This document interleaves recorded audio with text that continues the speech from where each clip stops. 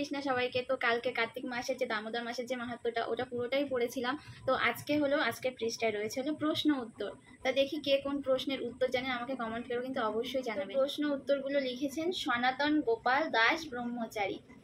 আমাদের পাড়াতে কয়েকজন মন্তব্য করেছেন, গুরুদেব যেদিন হরিনাম দীক্ষা দেবেন সেদিন থেকেই হরিনাম জপ করা উচিত, তার আগে নাম জপ করা মোটেই ঠিক নয়। এই ব্যাপারে আলোচনা। এই উদ্ভট মন্তব্য ঠিক এরকম যে কোনো মেয়েকে বলা হচ্ছে যেদিন তুমি বিবাহিতা হবে সেই দিন থেকে তোমার শ্বশুর বাড়িতে গিয়ে অন্ন ব্যঞ্জন রান্না করা উচিত, তার আগে রান্না করা মোটেও ঠিক নয়। কিংবা কোনো ছেলেকে বলা হলো কর্তৃপক্ষ যেদিন তোমাকে ড্রাইভিং লাইসেন্স দেবেন সেই দিন থেকেই তোমার গাড়ি চালানো উচিত, তার আগে গাড়ি চালানো মোটেও ঠিক নয়। আমার মন্তব্যকারীদের এই ধারণাই নেই যে বিয়ের আগে কন্যাকে দর্শন করতে এসে কি কি রান্না জানে সেই প্রশ্ন বরপক্ষের লোকেরা আগে করে থাকেন। ড্রাইভিং লাইসেন্স দেওয়ার আগেই কর্তৃপক্ষ জানতে চান ভালো মতো ড্রাইভিং পদ্ধতি তার জানা আছে কিনা। ঠিক তেমনি দীক্ষার আগে দীক্ষা প্রাপ্তিকে অবশ্যই নামজপ পদ্ধতি অনুশীলন করতে চলতে হবে। অনুশীলন ঠিক থাকলে তবে একদিন দীক্ষার জন্য অনুমোদন গ্রাহ্য করা হয়। 2 নম্বর প্রশ্ন, আমি প্রায় 20 বছর নদিয়া ধামে বসবাস করেছি। অনেকে প্রশ্ন করে আমার বাড়ি কোথায়, কোথা থেকে এসেছি। তখন আমি বলি আমার বাড়ি এখানেই, কিন্তু উত্তরটা তাদের পছন্দ না হয় না। তারা বলে আমার অরিজিনাল বাড়িটি কোথায়। আমি অবাক হই, এর উত্তর কি? উত্তরে বলেছেন পরিষ্কার উত্তর দিতে পারেন, আমার বর্তমান বাড়ি এই ধামে।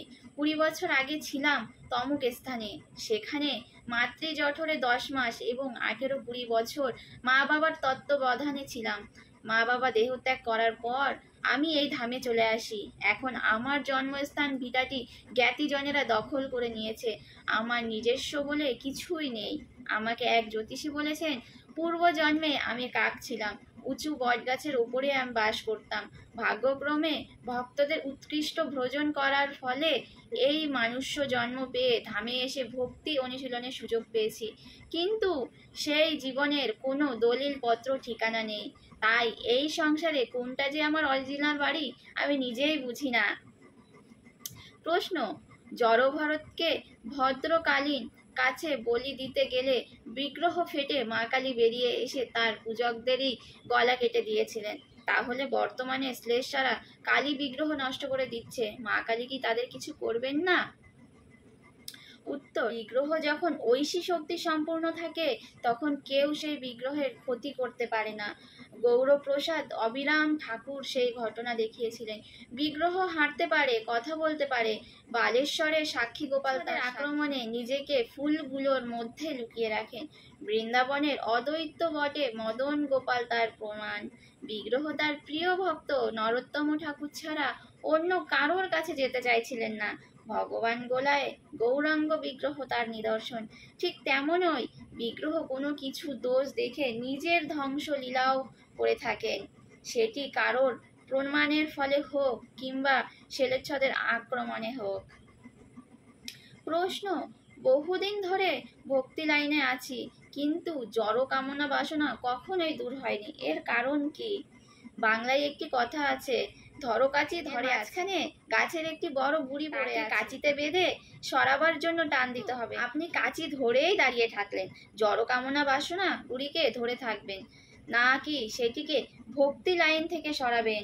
লাইনের ওপর থেকে বুড়ি না সরালে গাড়ি চলতে পারবে না। তেমনই ভক্তি লাইনে জড় কামনা বাসনা না সরালে ভক্তি জীবনের গন্তব্যস্থানে যাওয়া যাবে না। এই জড় সংসারের পরে থাকতে হবে। শ্রী শ্রী গুরু গৌরাঙ্গের কৃপায় জড় কামনা বাসনা দূর হয়। কতদিন ধরে ভক্তি লাইনে আছেন সেটি নয়, কোন চেতনায় আছেন সেটি বড় কথা। লক্ষ্যে পৌঁছানোর জন্য ব্যাকুলতা থাকলে লাইন সাফাই উদ্দেশ্যে দৃঢ় চেতনা থাকবে। সবাইকে। তো প্রশ্ন উত্তরের পৃষ্ঠা এখানেই শেষ, আজকে আর করবো না, কালকে থেকে শুরু করবো আরেকটি নতুন পৃষ্ঠা। হরে কৃষ্ণ।